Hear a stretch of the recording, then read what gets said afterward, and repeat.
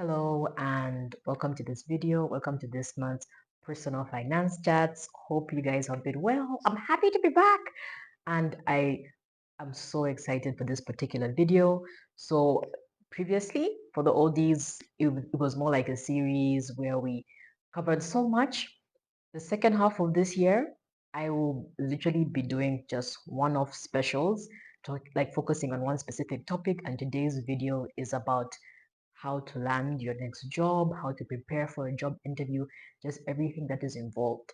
Now, I am someone, for those of you who are new, even just for my oldies who don't really know me that well, I am someone who works in finance. I've been in formal employment for over 12 years, but I haven't really achieved as much as I had hoped for myself. Like my younger self would be would be shedding tears if she knew where I was right now. But I didn't want that to stop me from whether it's just doing some more research because I am still on a journey of bettering myself. This whole series of personal finance chats is about us bettering our finances, and getting a job, getting a better job, getting a new job is one of those ways to increase your finances. Now, to get to that point, okay, we need to figure out how to prepare ourselves to be able to be in a position to do that. So, I may not have the credentials, but I do have two people in my life who are I'm absolutely inspired by. There's so many women in my life who are very inspiring to me. So I wanted to ask their opinion. Unfortunately, I couldn't do a sit down with them, but trust and believe I will thoroughly quote them through this video, and let me give you their credentials. So one is 31 and she started out in banking, corporate banking to be exact, as a relationship manager, ended up pivoting into tech. She now works in a technology manufacturing space while specializing in finance, and she has been a business development manager for the past 5 years, but she's been in the formal working sector for like well over a decade, and she is someone who has pivoted multiple times, okay, throughout her career. She has worked for really good companies, but whenever she would get to a point where she felt like she deserved better and could find better, she would always do so. And a lot of us have this, to be honest, it can be valid at times where like we're genuinely afraid that, if we left our current situation, we won't find anything better. Like that fear is real, but she is someone who has proven everybody wrong every single time. Love that for her. And I honestly wanted to, just pick her brain on her tips of how she's come this far. Again, like I said, she's 31. She's been a business development manager for like a national corporation. And both women that I will reference are Zambian. I'm Zambian. And yeah, she has also been living abroad for a while. Like it's really really cool. When I say abroad, like she is actually doing really well in a managerial position for a global company. So I love that for her.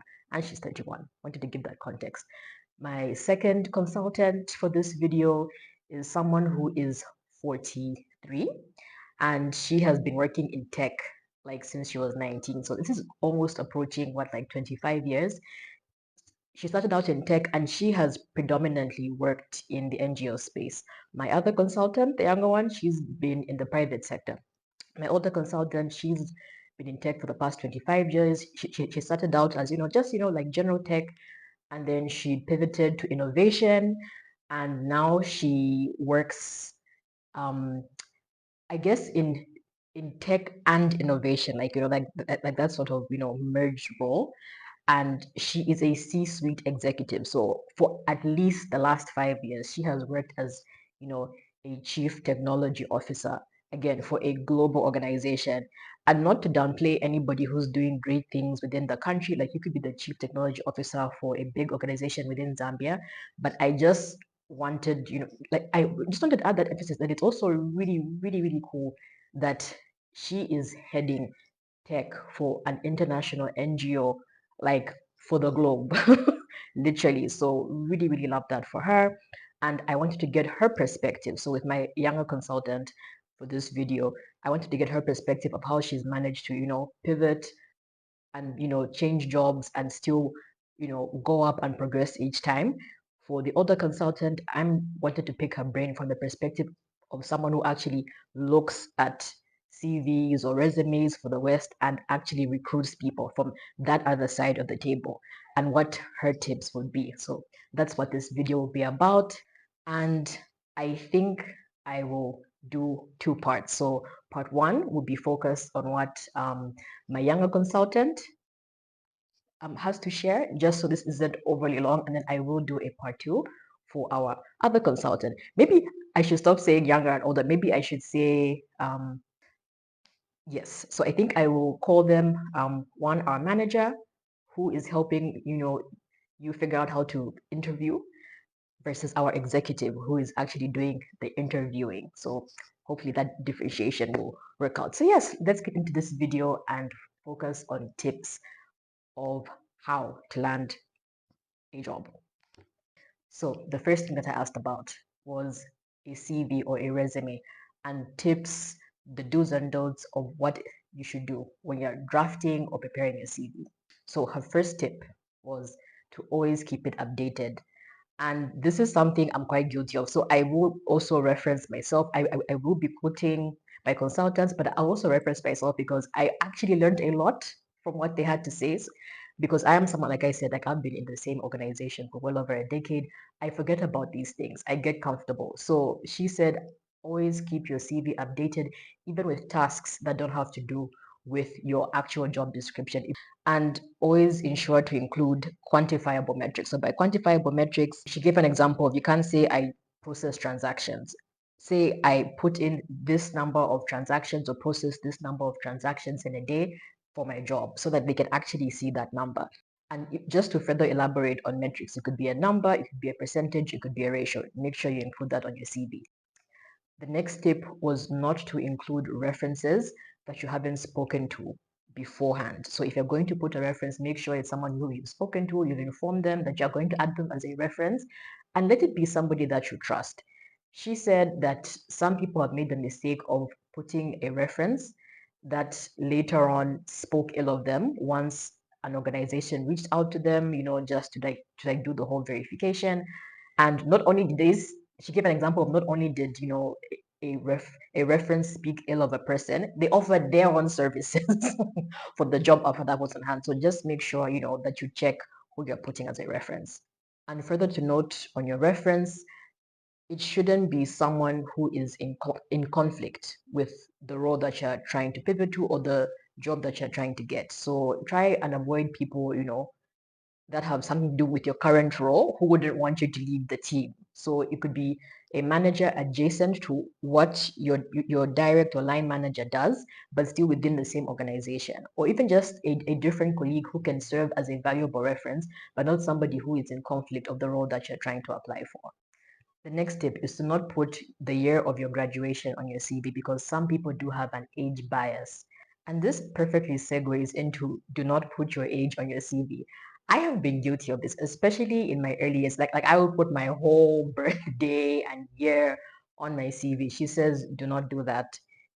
There might be someone who will use that against you, and especially for women. If you're in your mid-20s, some people do have a bias towards younger women, because they think you are in like your fertile reproductive phase of your life, and they're just thinking this is somebody who might potentially go on maternity leave, will be short staffed, like all of that, and you might disadvantage yourself. So let yourself get into the interview room first. Like even while someone is looking at your CV, don't let anything play against you in terms of people's biases. Now, when it comes to the actual look of your CV, she says, like, just straight up, it should have your name, your contact details, and a very brief summary. So literally the summary should just be 2 sentences of who you are and what is it that you do.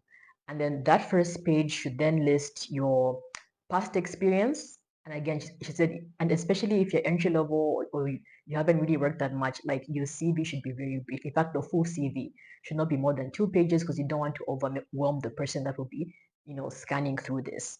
The second page should have your qualifications, as well as your references and your skill sets. So keep everything brief.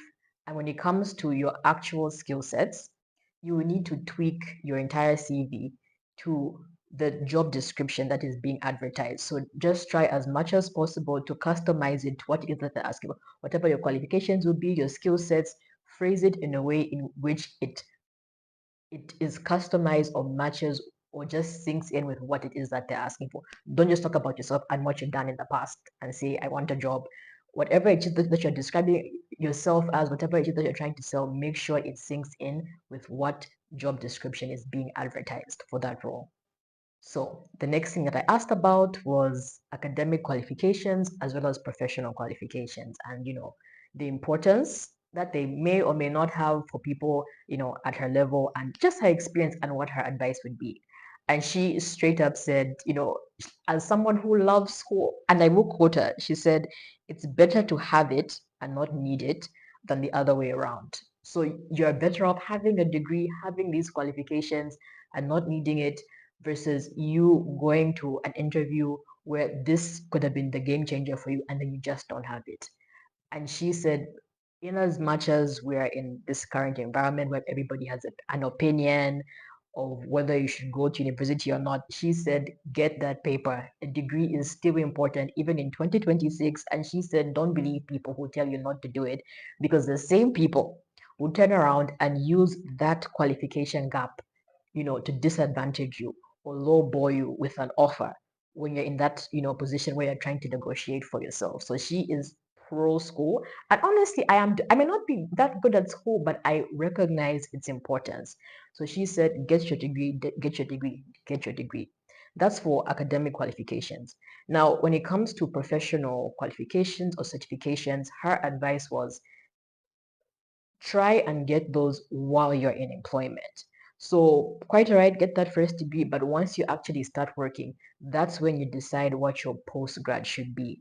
Because a lot of people do tend to change or pivot later on in life or later on in their careers to phrase that better. And you might be in a situation where maybe you work for a certain field or in a certain department, and then you realize that you want to kind of specialize in a particular niche of that field. Then you can decide, okay, fine, I will get a certification in this or a professional qualification focused on that because that is what I want to do. So your professional qualification should be tailored to what you want to be actually going forward. And this is the same for if you want to change, departments or even just fields overall. After working, experiencing, what you thought you wanted, is it a field that you want to, continue in? Do you want to specialize, like I had mentioned in the previous example, or do you just want to completely pivot, go to a different department? And if that's the case, that's what your postgrad should be. So she definitely said, wait a bit, work, assess the situation. What do you have an actual interest in? And then that's what your post qualification should be in. So I love that tip.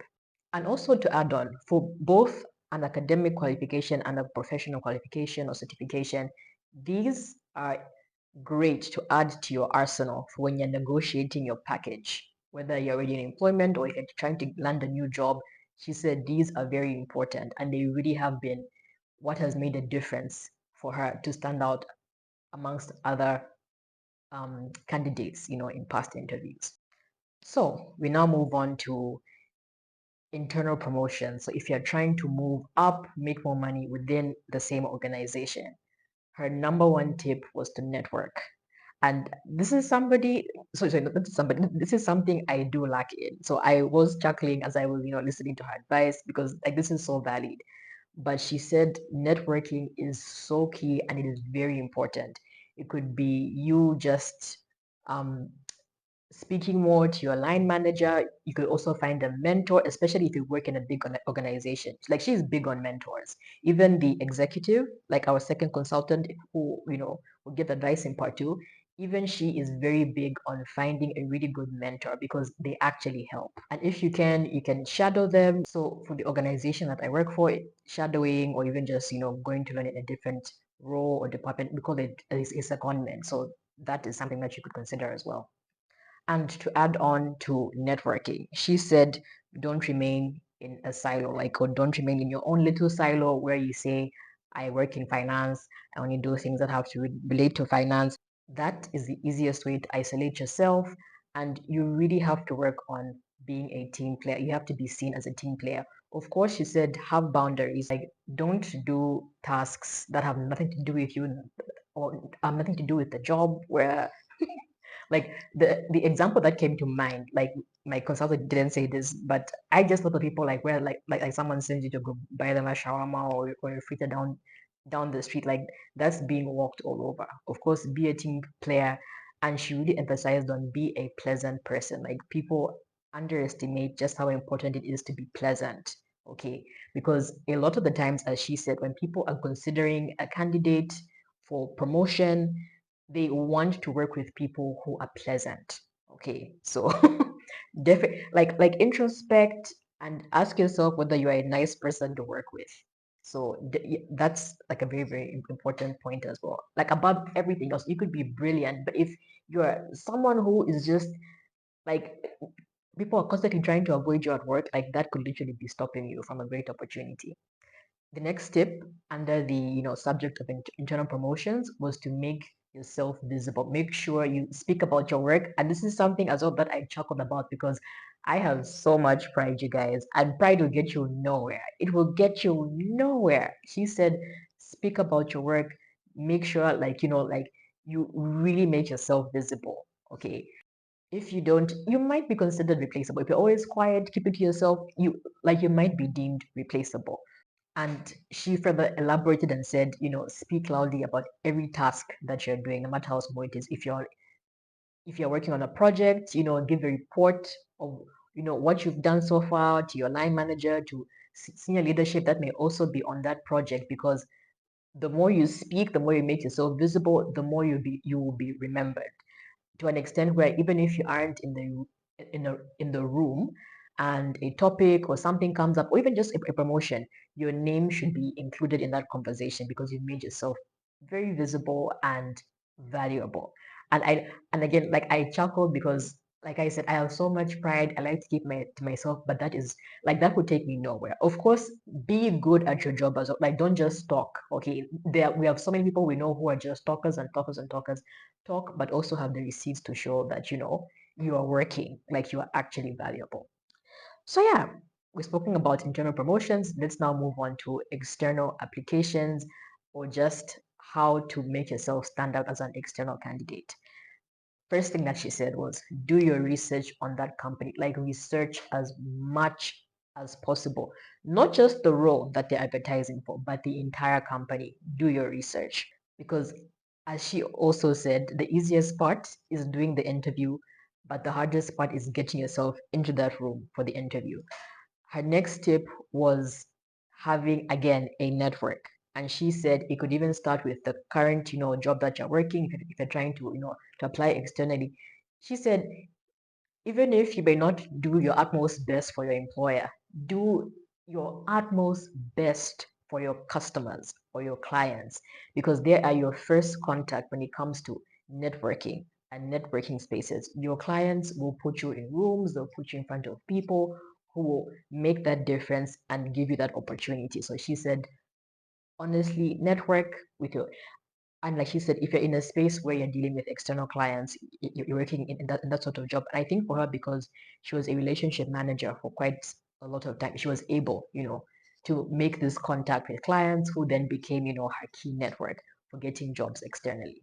Now we come to the actual interview tips. So when it comes to the interview, first thing that she said was be confident. Be confident, believe in yourself, but not arrogant. Be confident, but not arrogant. And there is a way in which being quietly confident will leave a very lasting impression. Those are her words. The next point about an interview that she wanted to emphasize on is that it is not an interrogation. I know a lot of us, like, it's understandable, go into an interview with so much fear and anxiety. We're extremely nervous, but she said, just have this mindset that this is not an interrogation. It is a conversation and eventually a negotiation. So even as you are speaking to the interviewers, they'll be asking you questions. Treat it or just speak like it's a conversation and ask them questions back, because at the end of the day, even you're also evaluating the company to see if it will be a good fit for you. And speaking of, evaluating the potential company that you would want to join, she said there's some red flags that you have to look out for and some green flags.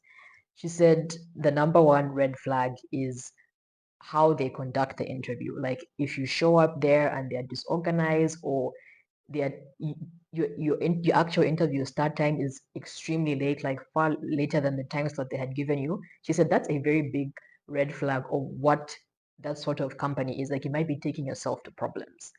The next thing is how they treat you in an interview. If you're being made to feel uncomfortable, that could also be a red flag of the sort of culture that company is, because most companies now, like good companies, established companies, which is where we want to go because we want to make more money, okay, they are supposed to be like, the interviewers are supposed to be trained well on how to conduct an interview if they are trying to, acquire, like, like the best of talent to join their team. They should treat you well in an interview. If you start to get, weird feelings and whatnot, that's just like a telltale sign of what is going on behind the scenes and how this company might not be the best for you.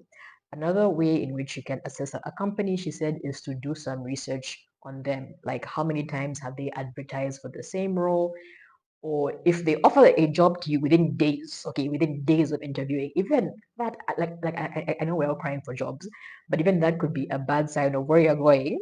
You might find out why they were so quick to hire you. Maybe it's a revolving door sort of situation where the staff turnover is very, very high. So you could also look out for that. Then the last tip with regards to the interview is how you look yourself, how you present yourself. She said, and I feel like this is just common sense. You have to look really good and presentable. But when I say really good, even she, reiterated this of dress, conservatively. So for us women, if you like to do makeup, make sure you're wearing, like you do a nude face, no bright eyeshadow, no bright red lipstick. Like if you're literally going to apply for a typical 9 to 5 job in the corporate space, you have to have a muted look. Unless, like you're going into the creative space or entertainment space, or it could be the service industry where that is required. Yeah, but if it's the regular 9 to 5, keep it muted. In part two, I will talk about natural hair. I don't want to do too much in this video and square up with some people in the comments, but like I can even speak for myself with my two-strand twist. Am I showing up to an interview with two-strand twist, even as someone who loves natural hair? Absolutely not. But I will again elaborate on that because yeah, we'll have a part two, but just look very presentable, look good, look clean, make sure your clothing is ironed, look neat and presentable, but it should be toned. Like, don't let anything distract the interviewers from what it is that you're saying and the way in which you're trying to present yourself. Nothing should distract them, because unfortunately a lot of people have internalized biases, and like you just don't want anything to be the reason why you missed that job when you had some level of control over it. Okay, so we will speak further because like our executive did give more points of her perspective as someone who interviews people, and how you should look. So yeah, for now, I think this is where I will end on the interview. So now, when it comes to you, it could be within the interview or afterwards, because for certain jobs there's multiple stages. Like they might have, like a test, you might have the physical interview, there might be a second interview. So I now wanted to focus on how do you ask for the amount that you want, or how much should you ask for, especially for us women. So these were her tips. She said when it comes to, asking for a certain amount, she uses 3 matrix. Yes, the first one is to do research on the company. If you're able to figure out what, like the medium sort of range of salaries is there, that will help you. That's the first thing. Second thing is to research that role in the industry, like the general industry, and how much that is. And then the third matrix is what you are bringing to the table. Like, what are your qualifications? What do you have to offer? What do you think you're worth? And then use these three as you are making that offer. So even as you're asking, the first thing you can do is ask them what their budget is. And then if they dilly dally and they're like, no, want to hear from you, she said, do not be afraid. If they want to hear from you first, give an offer. Like, stand 10 toes down what you're asking, don't be afraid, because again, she said this is a negotiation. Okay, do not be afraid. If it's something that they can't manage, and then you can kind of meet halfway, see if whether that's a fit for you or not, but do not be afraid of asking for what you think you're worth. And then the last thing that I wanted to ask about was recruiters, and whether she thinks recruiters, help, whether they're worth it. And she says she, really um, is for recruiters. Like, she thinks it's a great idea to use a recruiter. And she did give me two names that I will put up on the screen, as well as in the description box as a resource for you guys. The first one is called CV People Africa. The second is called Recruitment Matters. So yeah, so she is, very pro recruiter. She says they're a very good resource. And she did advise that, once you send, your CV to them and your details, she said it's good to keep in touch with them every now and then, just to make sure they remember you and they're reaching out to you. And she also said using especially reputable recruiters is great, because most really good companies, okay, like the ones that you're aiming for, do go to recruiters first before they do their own direct like, most of them do start with a recruiter, especially if you're looking for like a really good job, or like you're trying to upgrade that way. A recruiter is, like a good idea. And then also you do have that assurance that if you're getting a job offer from a recruiter, like, it's legit. Like you don't have to debate or wonder whether this job is real or not. If it's coming from a good recruiter, you know, like, that the job is real. And the last point for the recruiter is that they will have information, like very valuable information, from the organization that has reached out to them, to help recruit. They'll know what they're asking for. They also know what that organization's budget is, and that will be great, to help you in your own, interview and negotiation, because now you know how much budget they have and you can negotiate with that. So yeah, these are the tips from our manager, our young manager. I Like I said, like, I was so happy to make this video. I hope you guys will enjoy it. I will do a part two, and I'll try and have it out like tomorrow. Like, so if you're seeing this, like, my notification gang, by this time tomorrow, or maybe later in the afternoon, I'll see, based off of the response for this one, I will post a part two from, the other uh, side of the table, from that perspective, with tips on how to land your next job. So yes, thank you so very much for watching this video. I hope you enjoyed it, and I hope to see you in part two. Bye.